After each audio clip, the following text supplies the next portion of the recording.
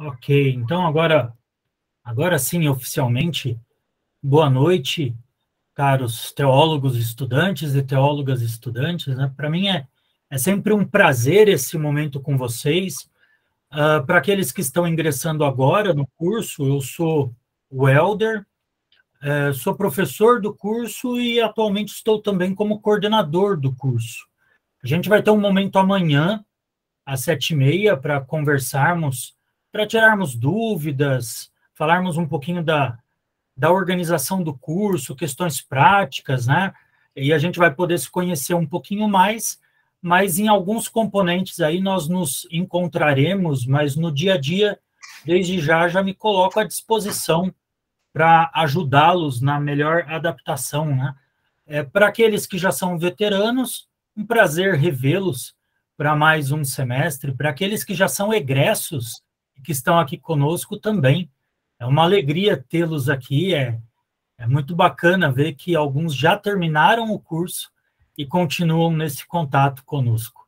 São sempre muito bem-vindos, muito bem-vindas. Nós conversamos no colegiado dos professores, né? E decidimos que sempre no começo do semestre nós faremos esse momento que chamaremos simpaticamente de aula inaugural, mas não pela pompa, mas muito mais pela possibilidade de termos contato com alguém que venha falar conosco, às vezes, de um assunto diferente, de um assunto que, por questões de rotina, não são tratados com tanta ênfase na nossa grade. E hoje nós temos o prazer de receber o professor Afonso Murad. Para mim é um prazer duplo, porque além de ser alguém que é uma referência da Mariologia no Brasil, também da ecoteologia, também da gestão eclesial, da vida religiosa consagrada, são assuntos nos quais o professor Afonso surfa, transita muito bem, mas para mim o prazer é duplo porque ele foi meu professor na graduação de teologia. E para quem já teve aula comigo, tem algo que eu repito muito nas aulas, que eu aprendi com ele, que não sei se ele vai se lembrar disso, mas é algo que o Afonso falava muito nas aulas. Não podemos produzir teologia sem fundamentação bíblica, porque senão a nossa teologia perde de estruturação bíblica, né? Perde de fundamentação, e isso é muito importante. Por isso que, inclusive, o nosso curso se gaba, se orgulha de ter uma carga horária grande de estudos bíblicos, né? Porque é importante para a nossa fundamentação teológica. E também aproveito para repetir, mas para falar para aqueles que estão ingressando no nosso curso, que mais do que aprender teologia, isso é importante, mas nós estamos aqui para aprender a fazer teologia, né? Nós estamos aqui para aprender a pensar teologicamente. Então, isso a gente constrói aos poucos, isso é um processo, mas esperamos que lá no final do terceiro ano, vocês olhem para trás e consigam enxergar o quanto que vocês cresceram na capacidade de pensar teologicamente. Né? Porque senão a gente faz uma teologia de repetição, que porventura pode ter sido muito importante em um determinado momento histórico, mas que já não tem a mesma capacidade de dialogar com o nosso momento histórico. Então, é claro, a gente bebe na fundamentação bíblica, a gente bebe na tradição teológica e eclesial, mas sempre com o objetivo de dialogar com o contexto histórico, cultural, eclesial, no qual nós estamos inseridos. Né? Então, espero que essa aula de hoje seja uma aula de um exercício teológico, né? Do exercício de fazer teologia. Bom, só para nós combinarmos, é sempre importante deixarem os microfones fechados, né? Para a gente evitar algum ruído. E nós vamos organizar aqui a nossa dinâmica da seguinte forma. A gente teve um pequeno atraso, mas vamos tentar manter aí a nossa organização. O professor Afonso vai falar aí por volta de 40 minutos e depois nós vamos abrir para perguntas.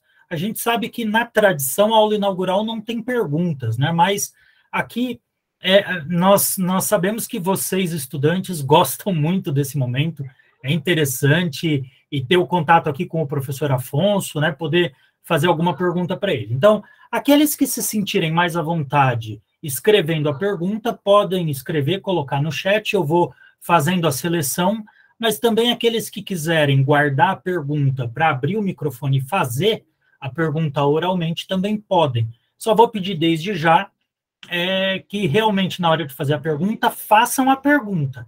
Sejam bem objetivos, né? Para que a gente tenha aí a possibilidade de mais participações e mais respostas aí do professor Afonso, tá?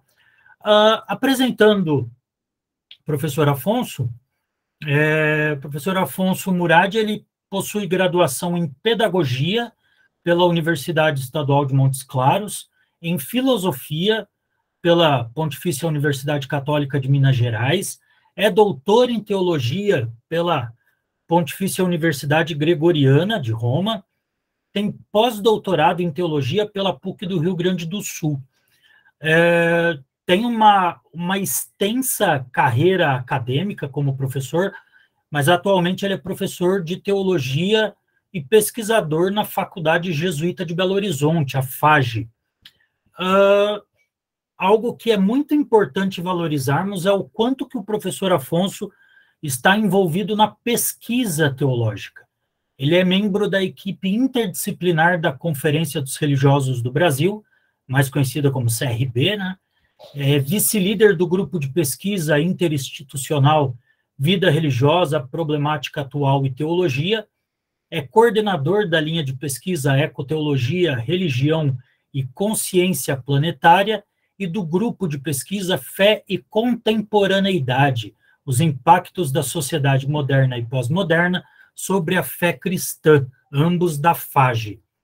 E tem uma participação intensa na Amptecre e na Soter, que são as associações às quais estão ligados os cursos de teologia, né? Então, na Amptecre, ele coordena o grupo de trabalho Consciência Planetária, Religião e Ecoteologia, e na Soter, Religião, Ecologia e Cidadania Planetária.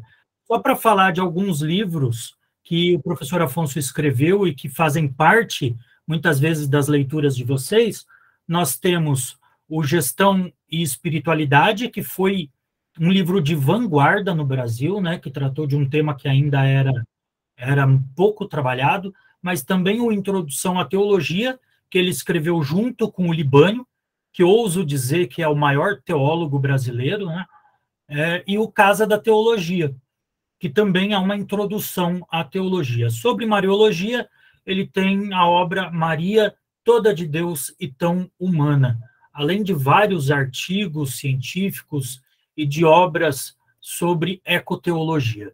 Então, professor Afonso Murad, desde já, muito obrigado por compartilhar das suas pesquisas e seu conhecimento conosco, obrigado por aceitar esse convite, agradeço em nome da instituição Universidade de São Francisco, a palavra é sua.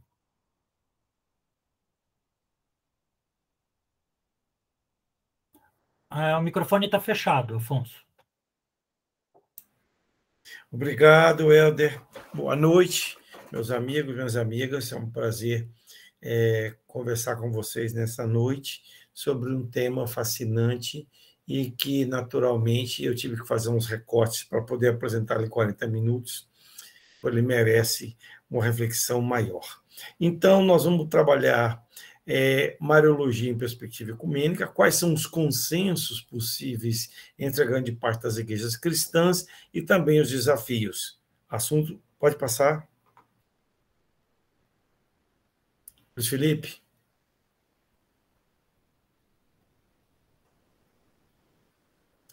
Então, com quem é possível conversar sobre Maria? Opa, passou 2, mas não tem problema, não. O clima hoje não é muito propício a uma Mariologia ecumênica. Por quê? Porque há uma certa competição nas igrejas do Brasil sobre uma série de questões, conquista de fiéis, e isso tem prejudicado muito. O problema não é Maria, em primeiro lugar, é esse espírito de competição. Do lado católico, uma restauração de devoções marianas antigas, anacrônicas, criação de outras, as mais esquisitas possíveis, e a utilização de Maria como uma arma contra os evangélicos. Do lado oposto, um discurso patriarcal sobre Maria, com pouca base bíblica. Então, é impressionante quando a gente pergunta a grande parte dos evangélicos como é que é Maria para você? Ele sempre diz, Maria é uma mulher humilde e silenciosa. Pô, gente, não tem perfil pior, né? Quer dizer, reduz Maria a um nada. Então, mostra um desconhecimento.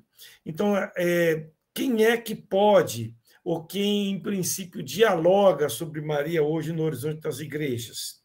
Assunto do próximo slide. Bom, nós temos católicos e ortodoxos, claro que no Brasil a igreja ortodoxa é pequena, se a gente vai para o Oriente, para a Europa Oriental e na Ásia, são muitos, eles são alinhados praticamente com as mesmas concepções dos católicos, com exceção dos dogmas. Os luteranos, anglicanos, metodistas, várias igrejas livres e alguns pentecostais. Então, aqui são aqueles que dialogam. Aonde a gente encontra essas pesquisas mariológicas? Na RIBLA, a revista de Teologia Bíblica Latino-Americana, tem uma produção interessante. Na revista Concílio, que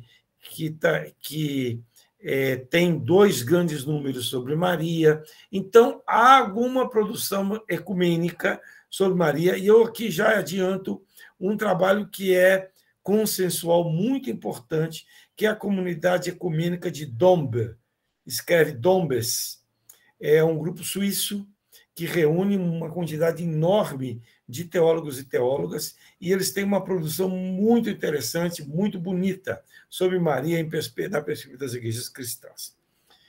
Então, próximo.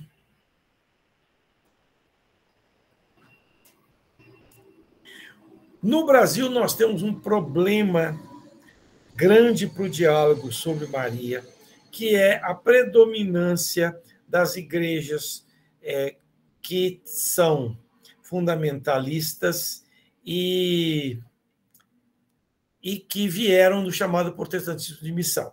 Distinção essa que você já conhece, mas eu preciso fazer alusão a eles, né? Várias das igrejas que se estabeleceram no Brasil ou foram criadas aqui, na passagem do século XIX para o século XX, elas têm uma característica proselitista e têm no seu subconsciente, havia claríssimo isso nos seus primeiros missionários, que os católicos não eram cristãos. Então, os católicos eram como se fossem pagãos, todas as suas práticas eram consideradas pagãs, inclusive é comum nos discursos mais antigos das igrejas evangélicas essa história de o culto dos santos ser uma idolatria, as imagens, como acontece nas escrituras judaicas, a influência do fundamentalismo. Então, aquela escatologia que está centrada na segunda vinda de Jesus e no milênio, e que joga toda a questão para essa segunda vinda de Jesus, tudo isso influencia para que a figura de Maria não só seja ignorada, mas ela é tida como uma figura ameaçadora para muitas igrejas evangélicas. Próximo. Como é que se faz esse caminho de diálogo? Ele está acontecendo hoje ainda, felizmente. Primeiro, é entender quando e onde se criou esse abismo nas igrejas acerca de Maria. Aí tem que entender um pouco a reforma, a contra-reforma, a história da igreja que vem depois do século XVI. O documento de Dombo tem uma síntese muito boa sobre isso. Depois, um processo de aceitação da crença do outro, como nós vamos ver hoje, e, ao mesmo tempo, busca de elementos comuns e aceitar que, em vários aspectos, no que diz respeito a Maria, nós somos diferentes. Quer dizer, os católicos e as igrejas protestantes ou evangélicas são diferentes. Nós vamos mostrar essas diferenças. E um convite para que a gente aprofunde nossas convicções e também corrijam os nossos eventuais desvios com relação a essa concepção de Maria. Próximo. As igrejas chamadas de mercado, gente, que são, posso nomear, né? Universal, mundial, eles não estão nem aí para essa questão de Maria, né? Ele se apropria, inclusive, de símbolos, a Universal é mestra disso, né? Se apropria de símbolos afro, também de símbolos católicos, dão uma outra dimensão. Uma vez eu passei na frente de uma igreja universal e estava escrito, hoje, culto da Sagrada Família. Eu falei, culto da Sagrada Família? Entrei na internet, qual é a Sagrada Família? Era uma expressão no domingo que a família ia todo junto na igreja, trazia uma rosa, e aí era toda uma questão para se reconciliar, usava o nome Sagrada Família, que é um nome católico. Não tem nada a ver com Maria, José e Jesus. Passa. Temos que entender que esse diálogo é possível, esse consenso possível, precisa passar pelos três degraus da Mariologia, do estudo sobre Maria. A Maria na Bíblia, Maria no culto e Maria nos dogmas. E vocês vão ver que, à medida que a gente vai subindo o degrau, vai ficando mais difícil. O primeiro nível, que é aquele onde mais se avançou nas igrejas cristãs, é o nível de Maria da Bíblia. Vamos ver. Passa aí. Qual é o consenso que hoje nós temos na Mariologia ecumênica sobre a Maria na Bíblia? Vamos centrar nos dois evangelhos, que são aqueles onde a figura de Maria aparece mais destaque.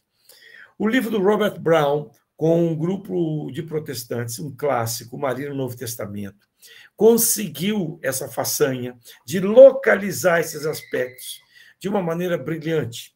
É um livro já da década de 80, depois vieram outras coisas. Onde é que se apontam os pontos comuns sobre Maria? Primeiro, que ela é apresentada em Lucas muito mais como discípula e seguidora de Jesus do que como mãe. Isso é muito importante para uma percepção, um diálogo das igrejas. Como? Lucas apresenta Maria como aquela que ouve a palavra, anunciação, cultiva no coração, duas cenas de Lucas 2,11 e 2,51, na qual se diz que ela concretamente meditava a palavra, e ela frutifica na fé. Bendito é o fruto do teu ventre, no diálogo com Isabel. E naquela cena de Lucas 8, é muito importante isso, na explicação do qual é a terra boa que acolhe a semente, somente Lucas diz que o discípulo ideal é aquele que ouve a palavra com perseverança, guarda no sentido de cultivar e dar frutos. E é essa mesma chave que Lucas vai utilizar para ler a figura de Maria. Sobre a nova família, sobre o discurso da mulher na multidão, em Lucas 11. Quem é minha mãe e meus irmãos? Aqueles que ouvem a palavra e a frutificam, ou que dão frutos na perseverança. Essa primeira característica dá uma virada na imagem sobre Maria. Ou seja, a primeira coisa que é importante em Maria não é o fato dela ser mãe biológica de Jesus. A maternidade biológica é consequência da sua fé, mas ela é a sua postura como discípula. Também como aquela que caminha na fé, que não tem tudo pronto. Então, Lucas também trabalha isso de uma maneira extraordinária. Na cena que vocês se recordam, Lucas 2, do Simeão, né, que diz que Jesus vai ser causa de contradição e a espada vai transpassar o coração de Maria. E no Epístola aos Hebreus se esclarece que essa espada é a própria palavra, que é o próprio Jesus. O fato de Maria, como os discípulos também não entenderem, como acontece na cena da Pedro reencontro no templo, em Lucas 2. Então, esse tempo, Maria como aquela que é a discípula perfeita, mas que não está perfeita desde o começo. Ela faz um caminho de fé. E a figura dela no cântico que nós católicos chamamos de Magnificat, a partir da versão latina, que é que o cântico de Lucas 1, logo depois da Anunciação e da Visitação, onde se aparecem essas duas dimensões de Maria como aquela que é a figura da comunidade que louva a Deus pelas maravilhas que faz nela e aquela que proclama a ação de Deus para a transformação da realidade. Além do mais, Lucas é aquele que coloca com clareza a ação do Espírito Santo em Maria na Anunciação, para que o Filho de Deus se encarne, e também de Maria junto com a comunidade em Atos 1,14, que estavam juntos perseverando na oração. Então, essas 4 características de Maria são muito importantes porque nos faz escapar dessa visão demasiadamente devocional de Maria e que possibilita eu diria, uma ponte entre as igrejas protestantes e católica. Passa. Do perfil de Maria no quarto evangelho, são as 2 cenas de Caná e da cruz, enquanto que os católicos reforçam muito mais aquela dimensão de que pede à mãe que o filho dá, como intercessora. A visão ecumênica, ela se centra mais, que esse relato, se vocês estudaram João, lembram disso? É um relato de aliança que estava...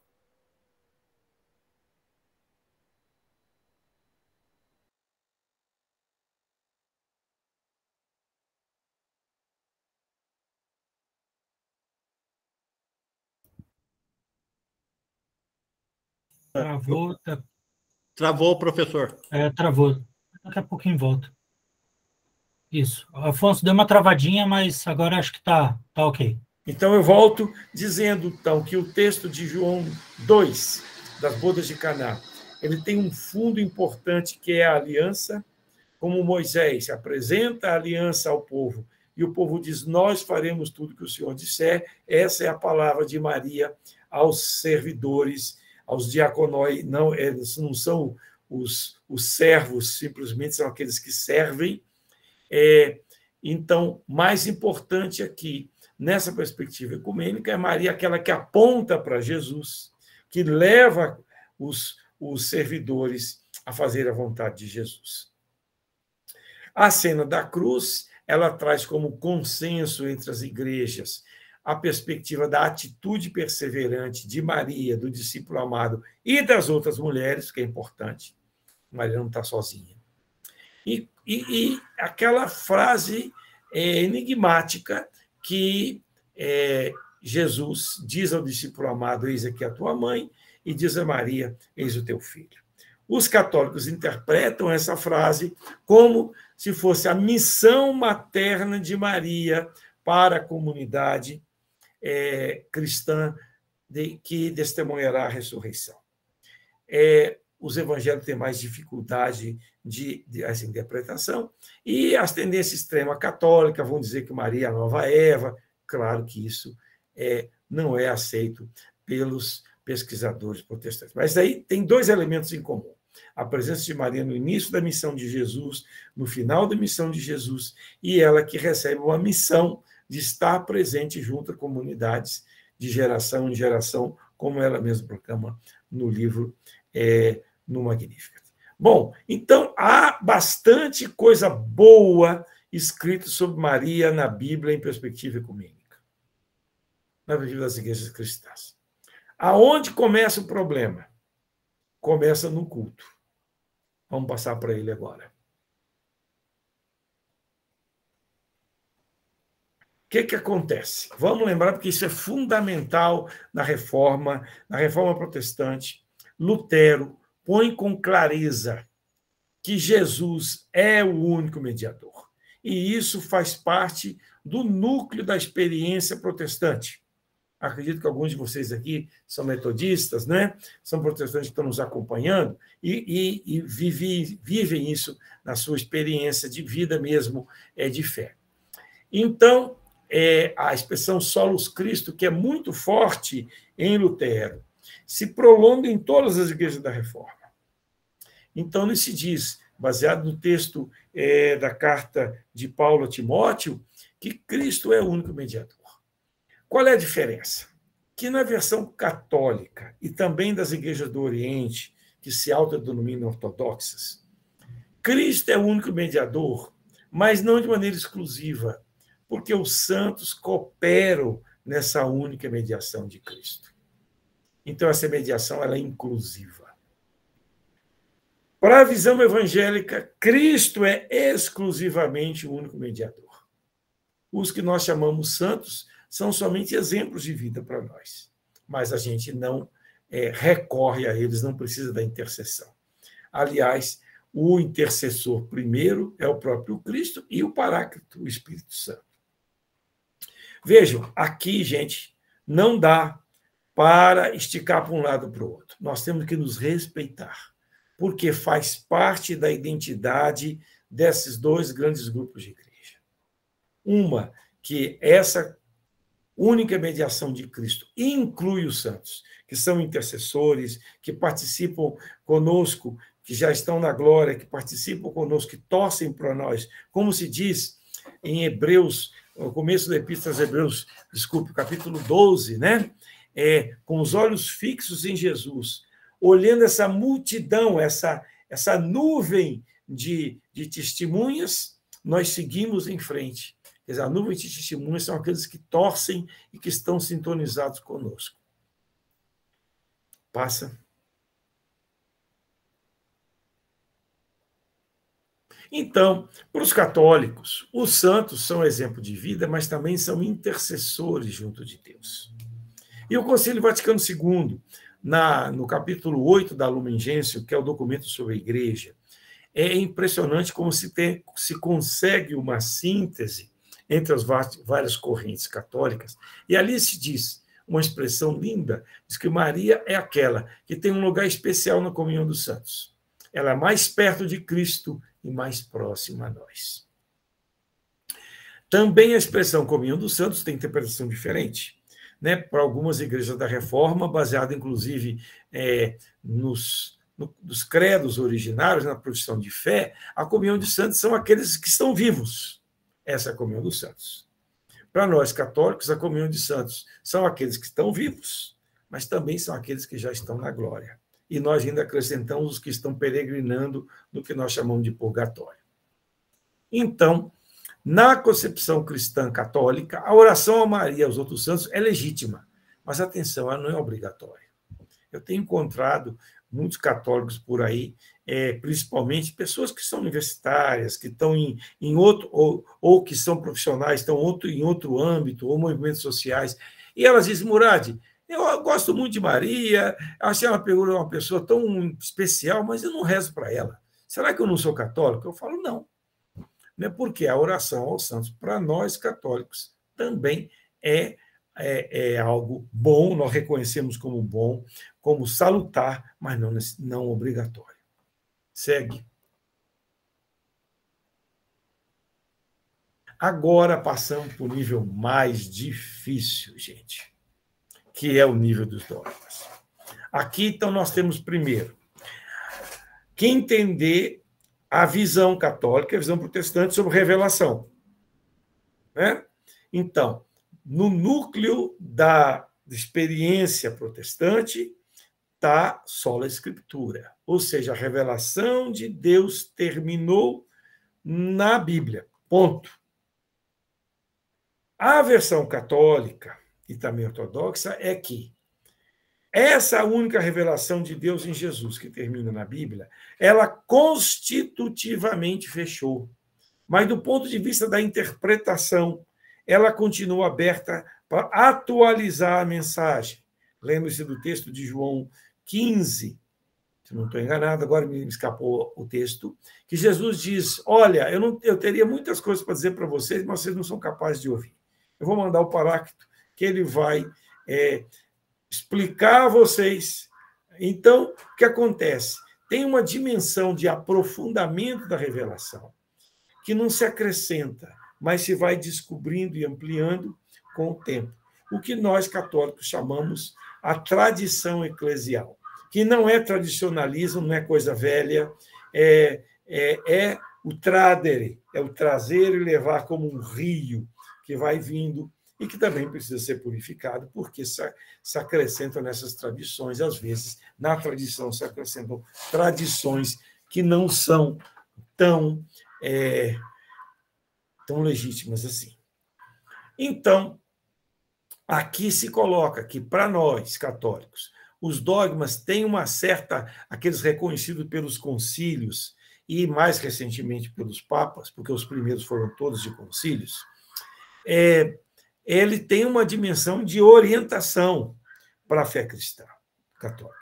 Para as igrejas da Reforma, né, algumas das chamadas igrejas históricas, têm aqueles credos, aquelas determinações que a igreja foi criando no correr do tempo, mas que não são tomadas como divinas de forma nenhuma. Elas são orientadoras, elas são esclarecedoras.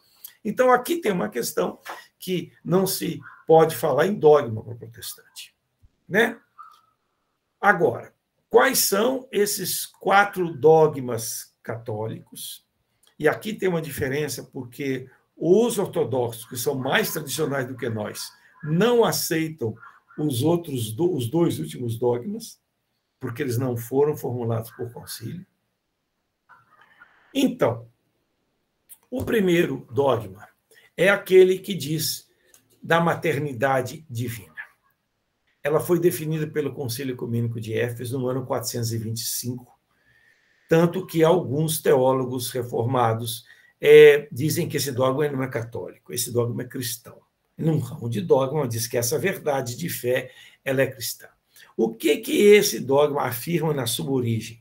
Havia uma disputa eclesiológica e cristológica, aliás, naquele tempo, né, entre 2 escolas, uma que colocava ênfase que a humanidade e a divindade de Jesus eram importantes depois do Concílio de Nicéia, mas que elas deviam ser colocadas claramente distintas, podiam usar uma imagem como se fossem 2 andares de um prédio, e a outra que dizia que, por causa da comunicação idiomática entre o humano e o divino em Jesus, não se podia separar de maneira radical. São 2 dimensões da mesma pessoa. Foi essa corrente que ganhou no Concílio de Éfeso. Então, ela afirma que a pessoa de Jesus, usando uma linguagem contemporânea, é única, humana e divina, e, em relação a Maria, se usa um termo grego chamado Theotokos. Perceba que não é Theometer. Maria não é mãe de Deus. Ela é aquela que gera fisicamente e dá a luz ao Filho de Deus. Então, depois aconteceu que, com o crescimento da devoção mariana, a expressão Mãe de Deus acabou assumindo uma dimensão muito maior do que originalmente ela tinha no Concílio de Éfeso. E aí isso é um ponto de conflito enorme entre católicos e protestantes. E há uma dificuldade enorme, eu digo vocês como teólogo, para eu explicar para os meus alunos de teologia que a expressão Theotokos não se aplica nem ao Pai, nem ao Espírito Santo. Maria não é mãe do Pai. Ela é criatura do Pai. É uma filha predileta do Pai, aquela que é agraciada, como se diz em Lucas 1, 26, 27. Em relação ao Filho, sim, ela é mãe, mas não somente mãe, educadora e seguidora. Em relação ao Espírito Santo, ela é templo do Espírito, ungida pelo Espírito. Ela não pode ser mãe do Espírito Santo. Então, aqui há uma própria dificuldade no meio católico de explicar esse dogma de uma maneira trinitária, para que não se transforme aquela ideia equivocada que Maria seria a mãe da Trindade. Então, como eu já disse, os estudiosos dos concílios ecumênicos primeiros, católicos evangélicos, aceitam em consenso a fórmula de Éfeso, mas não aquilo que vem posteriormente. Outro ponto, gente, passa aí, por favor, é Maria Virgem. Aqui é outra polêmica pastoral, até que teologicamente não é tão nuclear assim, mas é um ponto que sempre dá discussão. Bom, As igrejas evangélicas, já a partir de Lutero, eu falo sempre Lutero porque eu conheço muito mais Lutero do que Calvino, aceitam a concepção virginal, ou seja, que Jesus foi concebido por ação do Espírito Santo. Isso não tem nada de negativo, de condenação à relação conjugal, mas é um presente de Deus para a humanidade. Há uma oferta de Deus e uma resposta humana em Maria. E aí, na concepção das igrejas protestantes, Maria teria outros filhos com José, como aparece no texto do relato lá de Marcos 6, né? Que citam 4 irmãos de Jesus, e ainda se fala das irmãs. Então, isso é a concepção reinante nas igrejas protestantes. Enquanto que, para nós católicos, baseado principalmente nos testemunhos dos padres da igreja, daquela geração dos que vieram após o século II, até praticamente o século IX, X, tem uma tendência crescente de colocar como crença que Maria fez também um voto de celibatário durante sua vida, e que, portanto, ela não teve outros filhos. Jerônimo, o grande tradutor da Bíblia, vocês imaginam, já lá no século V, se eu não estou enganado, se eu enganado, vocês me corrigem. Ele dizia que esses irmãos de Jesus seriam primos, ou seriam parentes próximos. Quer dizer, essa discussão bíblico-teológica está rolando ainda, mas só para vocês saberem que essa é uma diferença clara na Mariologia católica e naquela protestante. Agora, é interessante que, enquanto que os católicos, a concepção virginal ela é consensual, só que os católicos dão à concepção virginal muito mais uma ênfase, porque Maria foi escolhida, porque ela é especial, enquanto que os protestantes enfatizam a graça e a unidade de Deus, quer dizer, a iniciativa divina. E uma coisa que é impressionante, no credo fundamentalista, das igrejas fundamentalistas, se diz com clareza que é preciso crer na concepção virginal e na ressurreição de Jesus, como fatos históricos, não por causa de Maria, né? Mas em defesa do que eles consideram a afirmação da divindade de Jesus. Passa aí. Agora, vamos para os outros 2 últimos dogmas. O dogma da Imaculada Conceição. Os católicos afirmam que Maria recebeu uma graça especial de Deus já antes do seu nascimento, em vista de sua missão. Isso a faz mais inteira, forte, para enfrentar o pecado. E que isso é uma iniciativa de Deus, ela é pré-redimida por Cristo. E já se dizia, já o profeta Jeremias tem essa expressão, né, que Deus o chamou antes da concepção. E Paulo também diz isso, né? Antes da criação do mundo, Deus nos escolheu em Cristo para sermos santos e sem mancha diante dele. Então, Maria realiza esse sonho de Deus para a humanidade, que não tira dela o esforço, o caminho na fé, como aparece em Lucas, mas dá a ela algo a mais, que os evangélicos e também os ortodoxos não aceitam. Por quê? Porque não há base bíblica. Ao contrário, baseado em Paulo, se diz: todos pecaram em Adão. Portanto, todos precisam da salvação em Cristo. Então, além do fato de que a Imaculada Conceição não tem base bíblica direta. Tem um horizonte bíblico, que é a vitória de Cristo sobre o pecado, onde o pecado abundou, a graça superabundou, mas não tem base bíblica direta. E o último slide aqui é sobre o chamado dogma da Assunção. Passa aí, por favor.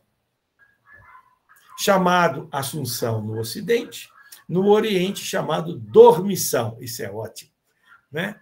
Quando eu fui visitar a Rússia por causa dos ícones. Eu me lembro bem a guia explicando isso, mostrando os ícones da dormição de Maria, baseado nos apócrifos orientais. Quer dizer, vocês ocidentais chamam de Assunção, nós chamamos de dormição. E, então, para os católicos, essa chamada Assunção, Maria é assumida de corpo e alma e glorificada por Jesus, é uma consequência da ressurreição. Jesus é o primeiro, o primogênito dentre os mortos, e depois de Jesus vem nós. E Maria, como aquela que foi a mãe, discípula, seguidora de Jesus, é a primeira que já participa dessa glorificação. A tendência protestante, que não é total, mas é de grande parte das igrejas, é se concentrar mais na segunda vinda de Jesus, e os fundamentalistas são muito mais claros quanto a isso. Eles dizem, vocês não podem rezar para nenhum santo, porque o santo está morto, tem que esperar a segunda vinda de Jesus para eles serem ressuscitados. Então, aqui há também uma diferença clara entre essas duas concepções. Bom, gente, esse aí é o panorama que agora a gente abre para podermos conversar. Murad, muito obrigado. Luiz, isso. Bom, agora a gente então tem um tempinho aí para as perguntas. Eu pediria isso pela ordem da mão levantada. E assim, vamos lá, Viviane, confio em você, seja a primeira e dê exemplo. Perguntas objetivas. Porque assim, aí a gente precisa fazer um curso de fazer pergunta, né? Tem gente que faz uma segunda palestra. Então, vamos ser bem objetivo, vai na pergunta, para a gente ter a chance de ver outras pessoas perguntando, ter uma participação legal. Então, Viviane.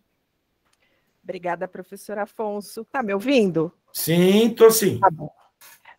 O senhor acha que a abertura ainda para consolidação do dogma de Maria como corredentora, porque está havendo muito pedido. Eu sei que no Concílio Vaticano II não foi aceito, mas está tendo muita movimentação para declarar Maria como corredentora.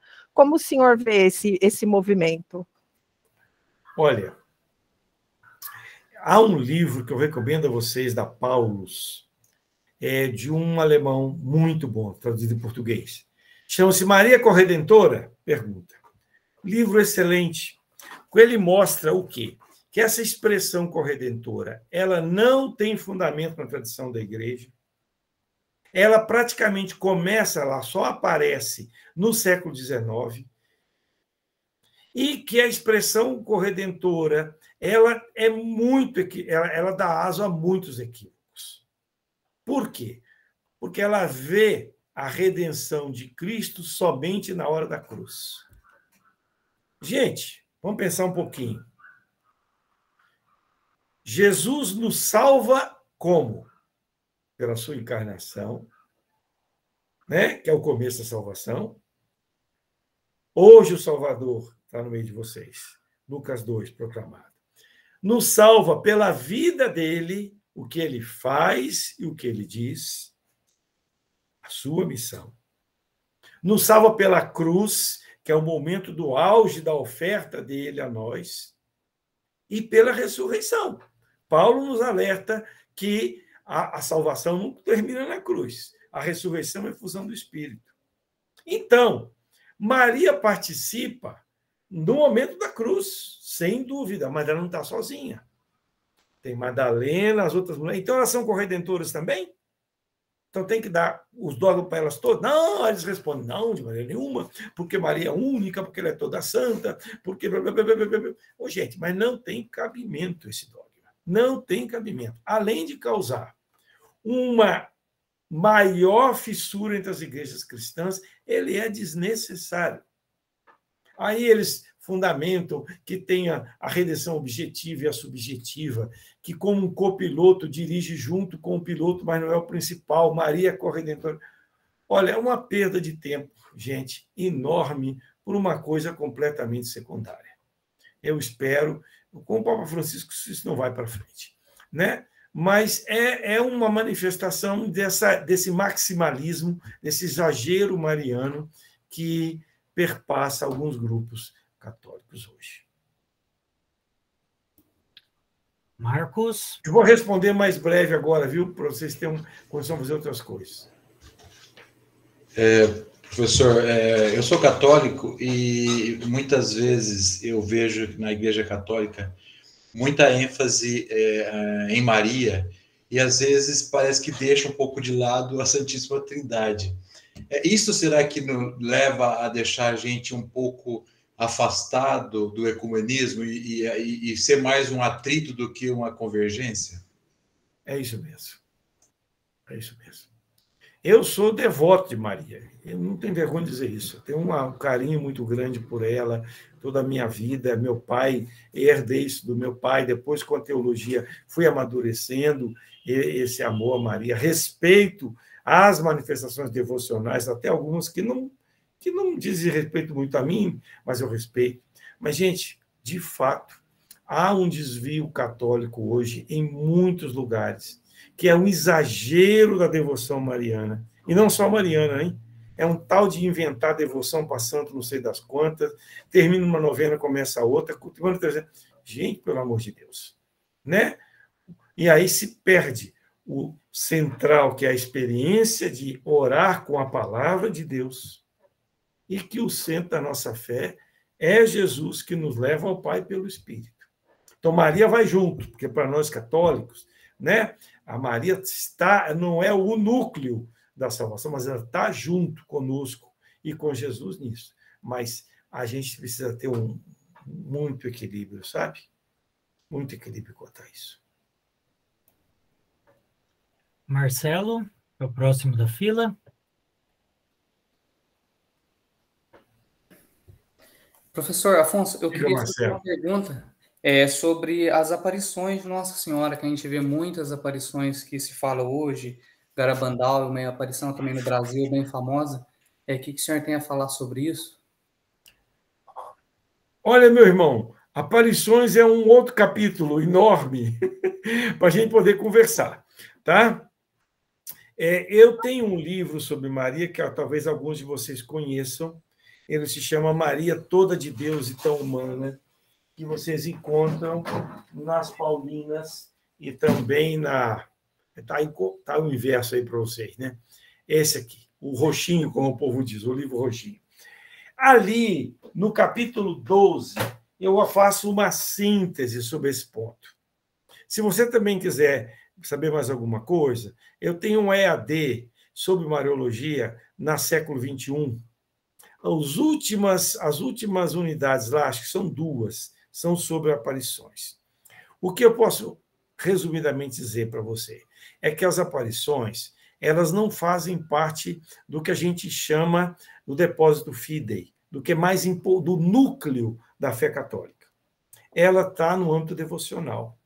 Então, aquelas que são reconhecidas pela igreja, você, como devoto, pode aderir a elas, pode rezar a Maria com o título que a aparição deu, mas ela não é obrigatória para nenhum católico.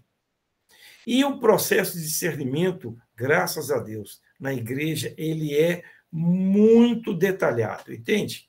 Então, se faz análise, são 4 critérios para se definir se uma aparição é escolhida pela igreja. Tem um caráter, primeiro, psicológico, porque tem muita gente maluca, né, que está vendo Nossa Senhora aí, mas está desequilibrado. A honestidade dos fiéis, do fiel, o teor da mensagem e os sinais positivos, que podem ser milagres, curas, etc. Né? Então, a gente, com precaução, não adota nenhuma pretensa aparição e divulga nossas igrejas até que haja uma definição clara da igreja. Quais são hoje as pretensas aparições que estão em processo de discernimento, cujo primeiro responsável é o bispo local, é o bispo da diocese. Quando o bispo da diocese cria algum problema, entrave, a Congregação para a Doutrina da Fé pode fazer isso. A que está hoje em mais evidência, dado a extensão geográfica dela, a extensão no mundo, é a de Medjugorje, né? Que eu, pessoalmente, acho que tem muita coisa bonita na mensagem dos videntes de Medjugorje. Mas a gente precisa seguir o critério do discernimento. Garabandal, o pouco que eu li, eu fiquei horrorizado. Tem uma visão apocalíptica exagerada, uma visão de Deus castigador, uma coisa que o mundo vai acabar, um negócio que me assustou. O pouco que eu li, porque eu só li um material que me chegou à mão na época, quando eu escrevi um livro sobre aparições, que já está esgotado. Então, é isso que eu posso dizer para você. Continua, se você tem interesse no tema, é devoto, é uma coisa legítima no ambiente católico, é a questão de exercitar o discernimento, ver o que está sendo discutido hoje no ambiente teológico sobre isso. Tá bom? Obrigado. Nós temos aqui, antes de passar para o José Carlos, temos aqui no chat uma pergunta do Luiz Felipe Maia.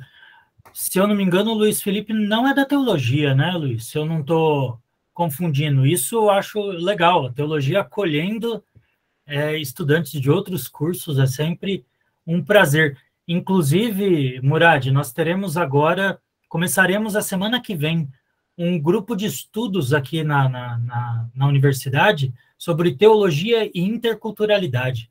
Ótimo. E vai contar aí com mais ou menos 1/3 de estudantes de outros cursos, Legal. que não são da teologia. Também bem interessante. Cultural, importantíssimo. O Luiz Felipe pergunta o seguinte, vamos lá. Vemos hoje em dia os grandes palestrantes do TikTok apresentando a forma evangélica do cristianismo como a única correta, muitas vezes banalizando e excluindo as outras religiões. Como acha que as pessoas devem agir hoje em dia perante esses discursantes da fé? Se eu não me engano, o Luiz colocou lá no comecinho do chat que ele entendia aqui evangélicos como todos aqueles que seguem o evangelho, né? Então, acho que não estaria falando propriamente dos evangélicos da vertente pentecostal ou protestante, né? Mas dos cristãos de forma geral. Isso acho que fui eu que falei. Ah, foi você? Não, então ignora. Dos evangélicos mesmo. Desculpa, Murad. É o Luiz Felipe que fez a pergunta, né? Isso. Ô, Luiz Felipe, nós vivemos num momento lamentável na história do Brasil com a intolerância religiosa, né? E a utilização das mídias para isso é uma coisa medonha. Eu só tenho a lamentar porque a gente não tem muito o que fazer, a não ser esclarecer as pessoas com os recursos que a gente tem, né? Sabe? E nesse sentido, é uma pena. Pregações absurdas, intolerantes com relação aos católicos e extremamente preconceituosos com relação a outras religiões. Aqui eu quero fazer uma distinção importante, teológica. Não é do cotidiano, porque no cotidiano a gente mistura as duas coisas. Quando a gente fala em religiões, nós estamos falando em grupos religiosos que têm um livro ou não tem, né, chamado inspirado, uma tradição, um culto. Então, do ponto de vista estrito, nós cristãos somos uma religião só, mas nós temos diversas igrejas. Então, um cristão evangélico,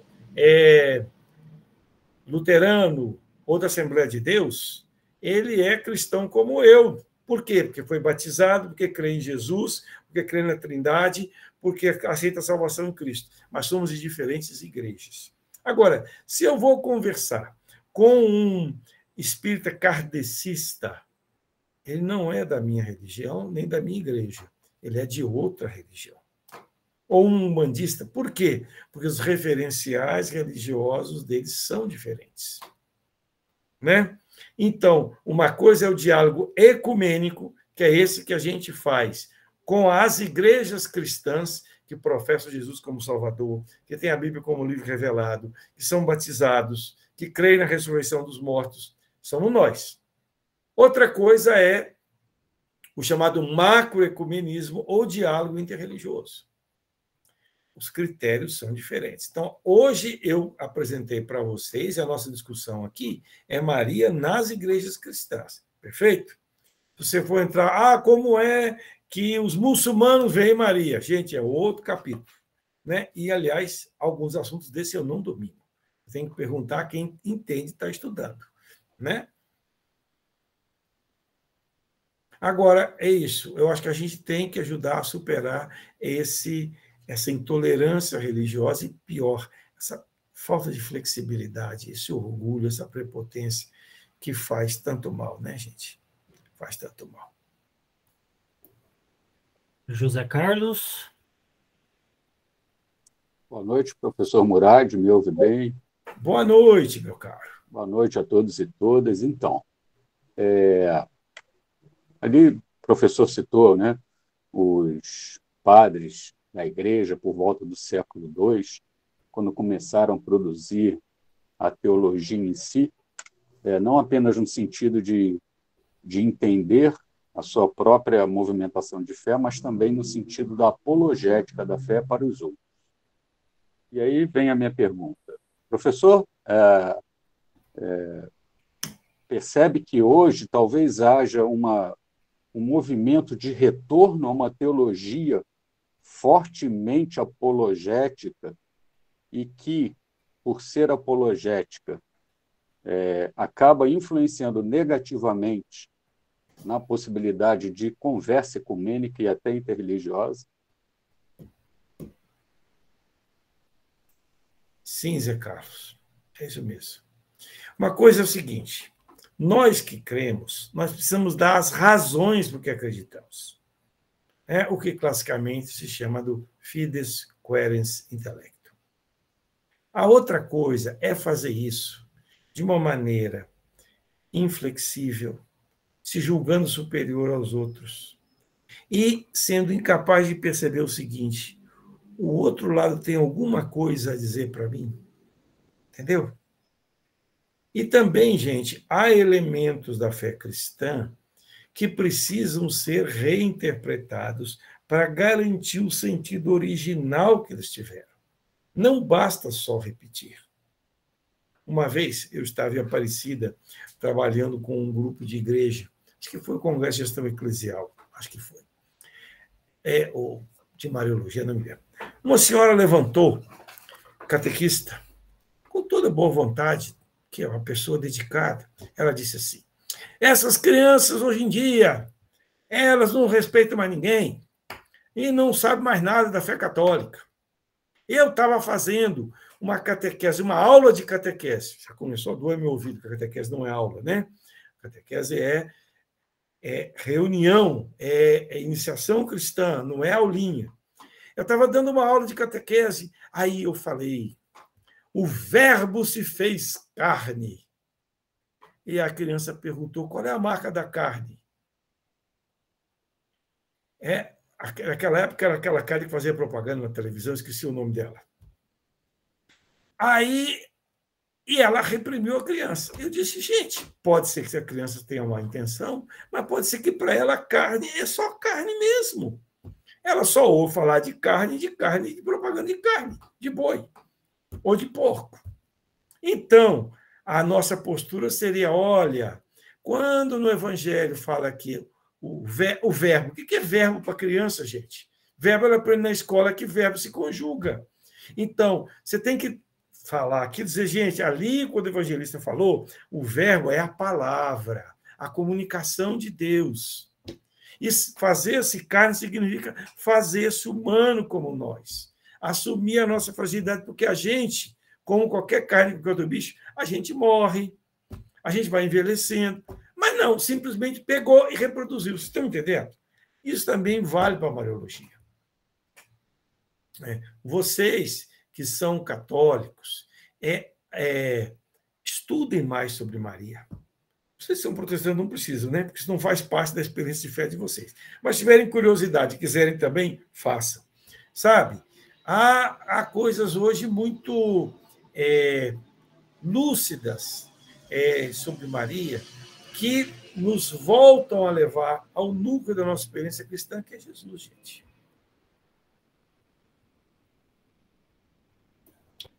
Temos mais alguma pergunta? Eu não digo pergunta, mas completando a pergunta aí. A criança não sabia que é verbo, não sabia que é carne. Mas eu até escrevi ali, se os pais, que devem ser os primeiros catequistas, não ensinam o básico, a catequista vai ficar perdida mesmo. Isso. Aí começa a catequese e a religião começa dentro de casa. Mas a gente sabe que a situação ideal muitas vezes não existe, né, Luciano? O problema é que às vezes nem... Às vezes há crianças que são cuidadas pela avó e pelo avô, né? Que o pai e a mãe separaram, quer dizer, a criança não é responsável por isso, não é culpado disso. Aí a gente tem... Acho que o Papa Francisco, na Evangelical, de Alegria do Evangelho, ele fala uma coisa muito bonita. Ele fala, a gente tem que manter o ideal cristão, mas também tem que entender que as pessoas dão passos. E a gente tem que valorizar cada pequeno passo. Porque talvez para alguém que está um pequeno passo, um esforço enorme, o resultado é pequenininho, mas, gente, Deus vale muito. Sim, eu concordo com o senhor. Mas o que eu estou dizendo é o seguinte, eu digo os pais, porque é onde a criança está, que eu quis dizer a família, o lar. Tá certo. Eu concordo com você. Nesse sentido que eu quis dizer, não importando se mora com os pais, com os avós ou com os tios. O exemplo de fé, de caminhada dentro da igreja tem que partir de dentro da casa. É isso que eu quis dizer. E eu concordo plenamente com você. E quando isso acontece, a evangelização flui muito mais facilmente. Não é verdade? Concordo com você. Luiz Otávio. Opa, boa noite a todos. Boa noite, professores, meus colegas. É importante esse tema aí, catequese, né? Eu tenho ouvido algumas coisas de pessoas que foram catequizadas, passaram pela catequese, outras passaram pela escola. Outras passaram pela escola da fé. Então, os pais, por exemplo, não passaram.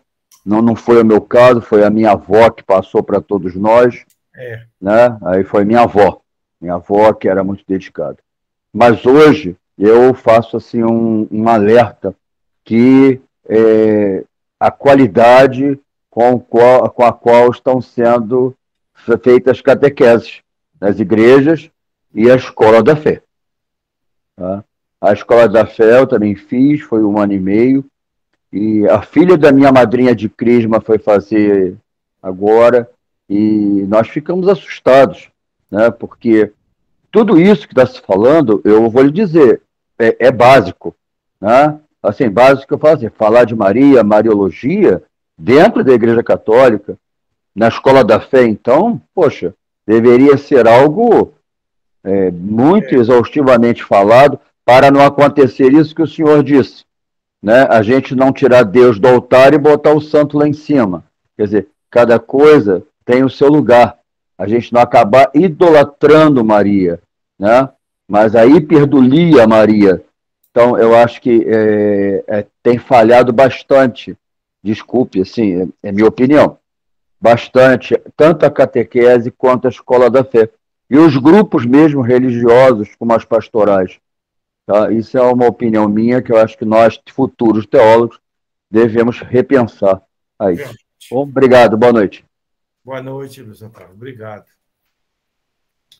Bom, antes de terminarmos, só alguns recadinhos aí finais. Coloquei aí no chat o link para a lista de presença. Alguém comentou que não conseguiu se inscrever, então eu tirei o print da tela da inscrição e vou mandar para o Next amanhã, mas não deixem de assinar a lista de presença, porque senão não recebe certificado. Algumas pessoas de outros cursos perguntaram se vale para atividade complementar. De outros cursos, sinceramente, não sei. Da teologia, sim, né? Mas de outros cursos não sei, porque eles não vão entender como área correlata. mas tenta, manda o certificado, né? O não já tem. Para quem é da teologia, lembrando então que amanhã, às 7h30, impreterivelmente, teremos um momento para conversarmos, né? Então tá lá a conversa com o coordenador, mas a ideia é falarmos sobretudo das atividades complementares, que gera muita dúvida, tá? Então é o assunto que mais vai pautar aí a nossa conversa. Porém, sempre tem alguma duvidazinha sobre estágio, TCC ou outras coisas, então é quase que uma conversa livre aí para a gente se conhecer, para esclarecer qualquer coisa que tenha de dúvida, tá bom? Vou compartilhar o link por e-mail, pelo WhatsApp, para quem está no grupo de atividades complementares, mas também pode entrar lá no site da USF, na página de eventos. Então, se inscreve lá em eventos, tem lá conversa com o coordenador, que aí já pega o link por lá. Luiz Otávio, você levantou a mão de novo ou é daquela hora ainda? Não? Então, ok. Meus caros estudantes, prezadas estudantes, agradeço demais a presença de cada um de vocês. Esses momentos são muito bons para a gente se conhecer, para ir percebendo quem é o nosso grupo, né?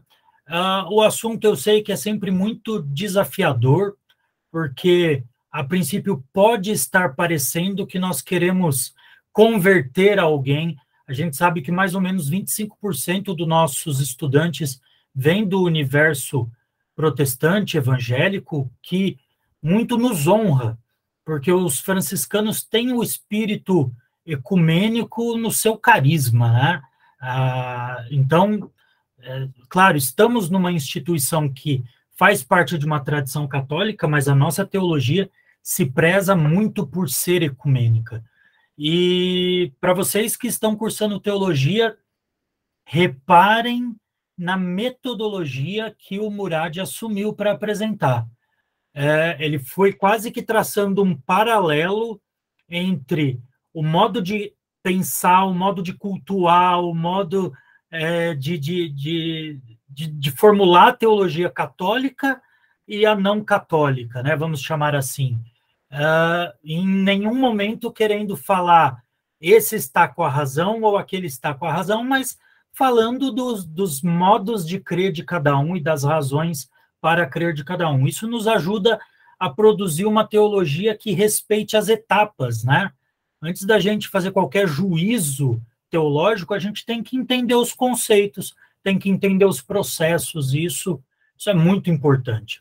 Então, esses momentos assim são muito valiosos para nós aprendermos a produzir teologia. E Murad, em nome da universidade, em nome do curso de teologia, do nosso corpo docente, alguns ocupados dando aula hoje, temos aqui o professor Wesley, que está presente, menciono aí a presença dele, mas em nome de todos eles agradeço demais. Para registrar, o professor Sandro que fez toda a mediação com o professor Murad, né? O convidou para estar aqui, não pôde estar presente porque está dando aula hoje à noite no presencial, mas deixo aí também o abraço e o agradecimento do professor Sandro, tá? Mas nosso muito obrigado, foi um momento muito rico para a nossa caminhada teológica. Beleza. Tá fechado, Murad. Obrigado a vocês também pela oportunidade. Eu deixei aí no chat o meu endereço. Eu tenho uma página no Instagram que eu faço uns videozinhos didáticos sobre Maria, sobre ecologia, sobre algumas coisas. Se vocês quiserem acompanhar, vai ser um prazer, uma alegria. E eu também reproduzo eles na minha página do YouTube. Tá? Caríssimos, muito obrigado, uma boa noite a todos. Uma boa noite a todos. Paz e bem a todos. Boa Fiquem com Deus. A todos aí, paz e bem. Gente, Até amanhã. Até amanhã. Boa noite.